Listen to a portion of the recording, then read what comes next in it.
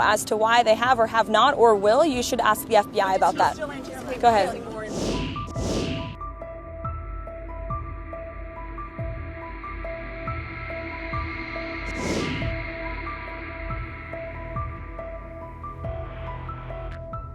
As you all remember, because you all covered it on the campaign trail, the president really promised the American people many things, but at the top of that list was to defeat the Biden inflation crisis and to secure our border and our homeland. And I think you've all seen in 6 months' time, the president has delivered on those two core campaign promises. Inflation is now running at a 2.1% annual rate.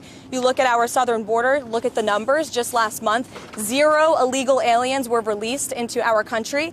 And then look at what the president has done on the world stage. He has ended wars like India and Pakistan. He continues to work aggressively to end the war in Russia and Ukraine. He completely obliterated Iran's nuclear sites. He has continued to hopefully negotiate a ceasefire between Israel and Gaza to end that conflict and release all of the hostages. We've seen many of the hostages released as a result of this president's efforts. And this president is working around the clock every day to deliver on the promises he made. You also look at some of the cultural issues, to abolish DEI from our federal government and our military, to effectively end men and women's sports, which is a huge common sense policy that the American people support. And then if you look at the president's strong executive orders that have effectively ended the chemical castration of young children in our country. Just today, Washington, D.C. Children's Hospital in this city has announced they are no longer going to be prescribing puberty blockers to minors. This is a huge win for America and our children. There's certainly more work to do, and the president is doing it right now, and he will continue for the next 3.5 years. But certainly we've accomplished so much in just 6 months, and I'm happy to take some questions. Go ahead. Was the president serious, or was he joking this weekend when he said he might block a Washington Commanders stadium deal if they don't change their name? The president was serious, and as part of the art of the deal, part of his negotiating skills, as you know, sports is one of the many passions of this president, and he wants to see the name of that team changed. Why is he getting involved in that? Why does he see that Look, as part of his purview? I think you've seen the president gets involved in a lot of things that most presidents have not. He's a non-traditional president. He likes to see results on behalf of the American people. And if you actually poll this issue with sports fans across the country and even in this city, people actually do support the president's position on this and the name change. Michael, go ahead, and then Mary, you can go. Caroline, what's the White House's reaction to Senator Chuck Grassley today releasing the formally classified Clinton annex showing that the Comey-led FBI failed to fully investigate Hillary Clinton's use of a private email server, also failed to really look into thumb drives with potential national security risks on them, and emails from President Obama? It comes as no surprise, unfortunately, and I think that's why you've seen the FBI open up investigations into the individual you mentioned and some others as well. Caroline. Ask about Gaza. The president just ordered the FBI to release the full Epstein files, just get it all out there. The president has said if the Department of Justice and the FBI want to move forward with releasing any further credible evidence, they should do so. As to why they have or have not or will, you should ask the FBI about that. Go ahead. More information, Caroline. It's up to the Attorney General. Does the president have any message for the countries that are planning to attend the two-state solution conference taking place later this month?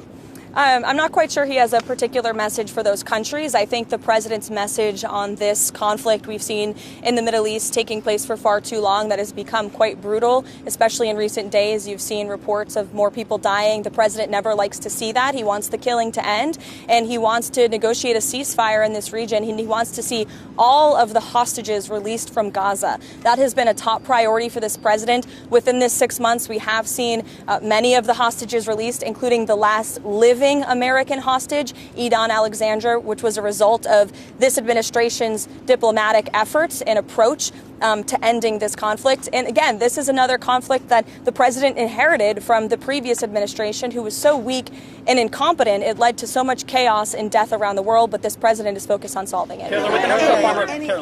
Kelly, go ahead. Thank you. So at 6 months, the president is also experiencing some pushback from members of his own MAGA base, especially on the matter of the Jeffrey Epstein files. Is the president satisfied that his own supporters are not heeding his call to let it go and to move on?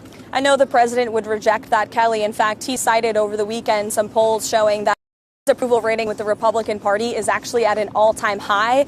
He's polling 90 to 95% amongst Republicans right now. That's higher than any Republican president or any leader of this party ever. The president is the creator and the leader of the Make America Great Again movement. It's his baby that he made, and he knows what his supporters want. It's transparency, and he has given them that on all accounts when it comes to everything this administration has done, especially when it just comes to the president himself, taking questions from all of you and the press corps on a near daily basis, multiple times a week. No question is off limits here at this White House, not just for the president, but myself as well. Kelly. Call on Kash Patel to do more. Again, as I just answered, the president has told the attorney general and the FBI director to release any credible evidence that they find. And he also signaled to them over the weekend to move forward with unsealing the grand jury documents that were under seal by various judges across the country. And I believe the attorney general has taken the proper legal action to do that. Kelly. You mentioned there also Israel, we've seen stepping up some attacks in Gaza. Has the president expressed his frustration with Netanyahu, and how does this impact the ceasefire negotiations? Well, look, the president enjoys a good working relationship with Prime Minister Bibi Netanyahu and stays in frequent communication with him. He was caught off guard by the bombing in Syria and also the bombing of a Catholic church in Gaza, which, as you know, I addressed at my briefing last week. And in both accounts, the president quickly called the prime minister to rectify those situations. And we saw Secretary Rubio intervene when it came to Syria. We saw a de-escalation there. And as for the bombing of the Catholic church in Gaza, the prime minister did put out a statement saying this was an accident and they deeply regretted that action on behalf of the state of Israel, following his conversation with the president. Jordan. White House taking a position on Maria Salazar's work visa bill, and ideally, what does the president want to see with a work program for aliens? Again, I know you asked me about that last week, and I regret to inform you my answer remains the same. I don't think that's the focus of the White House right now in terms of legislative priorities, but certainly, I promise you, we'll get a readout on the bill. But as I reiterated to you before, the president does not support amnesty for illegal alien criminals. And I think the tragic circumstance that took place in New York City this past weekend underscores the priority of this president to secure our homeland and to deport illegal alien criminals and public safety threats from our country and our community. That's this president's priority right now. In the last several months, Americans have become more hesitant about President Trump's different ways that he's been conducting immigration. They think that it's going too far. Is the White House going to limit any ways that it is enforcing immigration across the country? I think the Trump administration is going to continue to focus on removing public safety threats and illegal alien criminals from sanctuary cities. The president himself has said that's the priority for him in this administration, which the vast majority of Americans do still support, removing illegal, heinous criminals from their communities. And ultimately, the best poll that was ever taken was on November 5th, when nearly 80 million Americans voted to re-elect this president, largely because of his immigration policies. And we've seen they've been a resounding success. Again, 0 illegal aliens were released into the country last month. That's a good thing for all of us standing here and for Americans across the country. There are reports Sure.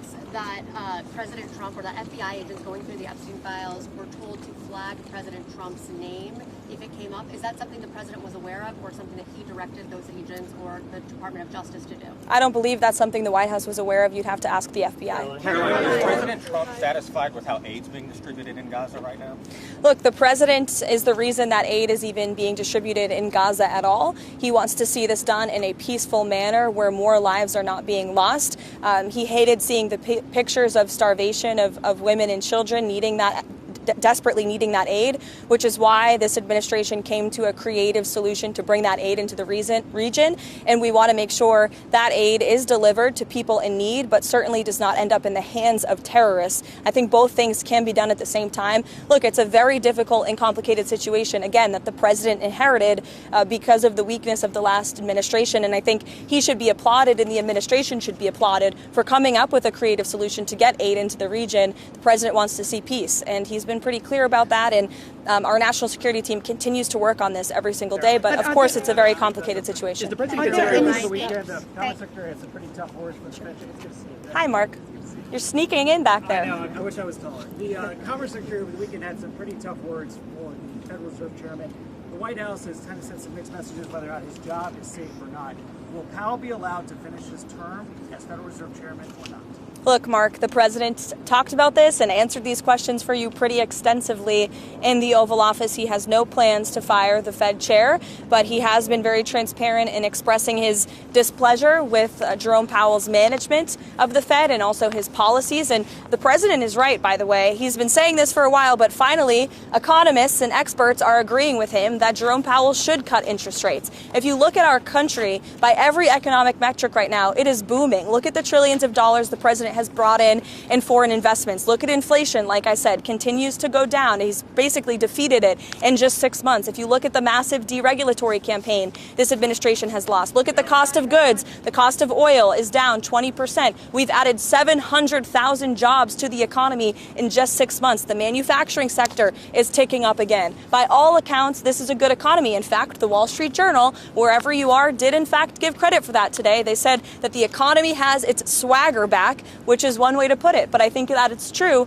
And I think that the Fed chair needs to lower interest rates. The president is right about that. And finally, people are catching up to the president on that. Brian, go ahead. Has the president shared any additional thoughts on Privatizing the TSA. I haven't heard him talk about that, but perhaps it would be a good idea. I think we can all agree there's a little bit of bureaucracy when you move through an airport, but I'll get with the president, or perhaps you can ask him yourself next time, Brian. Caroline, the Congressional Budget Office released updated estimates today about the Big Beautiful Bill now that it's law. They estimate that the deficit will grow by $3.4 trillion by 2034, and that 10 million people will lose health coverage by 2034. I know you guys are critical of the CBO. More broadly speaking, is there any concern from the administration that this bill, now that it's law, will increase the deficit in any way or remove anyone from health insurance that they have legal citizens? No, look, this bill was a great bill for the American people. It was the largest tax cut for middle and working class families in our nation's history. And the president wants to see this country get our fiscal house in order. That's why this was a fiscally responsible bill, one of the most fiscally conservative pieces of legislation for its size that has ever crossed through Capitol Hill. And the president wants to cut our deficit. That's why he's effectively using tariffs to bring more revenue into the United States to ultimately pay down our debt that has been created by presidents on both sides of the aisles for many, many decades. There are 11 days until that August 1st trade tariffs deadline. What can we expect between now and August 1st in terms of potential announcements of trade deals with any countries? Look, I can tell you the trade team and the president himself continue to be very engaged with countries around the world when it comes to our trade agreements. You have the president of the Philippines who will be visiting the White House tomorrow. Perhaps this will be a topic of discussion. You will all see for yourselves in the Oval Office, as you always do. But the August 1st deadline is just really the start date for when the United States of America will begin collecting this revenue from all of the countries around the world who the president has sent these letters to. You could see some more letters before August 1st, John. You could have some more trade announcements as well. I can tell you the President, Secretary of Treasury, Secretary of Commerce, Ambassador Greer all continue to be in constant communication with our trading partners. Caroline, Yes, sure. Thank you. How did you see the tariff negotiations with South Korea being fundamentally different with those with Japan? I can check in on the status of the South Korean trade talks for you. President is visiting Lebanon regarding disarming Hezbollah. Does President Trump still believe Who is visiting? Tom Barak. Okay, thank you. Special Envoy Tom Barak is visiting Lebanon regarding disarming Hezbollah. Does President Trump still believe diplomacy can work with Lebanon while Hezbollah keeps its weapons? Look, I think the president wants to see diplomacy work with Lebanon and all of the partners in the Middle East. You know, the president has been very clear when it comes to his priorities for Iran. He obliterated their nuclear capability. And I understand that the administration continues to be open to talks with Iran if we deem them necessary. As for Tom Barak's trip, I know the president supports him and he's doing a great job in Syria. Caroline. According to the House Judiciary Committee, the Biden administration sent nearly $1 billion in taxpayer funds to a left organization in Israel to oppose Israeli Prime Minister Benjamin Netanyahu. What is the White House reaction? Well, it's not a surprise to me that the previous administration sent billions of dollars overseas for useless priorities that don't advance America's interests. We've seen a lot of that, which is why this administration has been very focused on clawing a lot of that money back and making sure the American government is spending American tax dollars on America's priorities.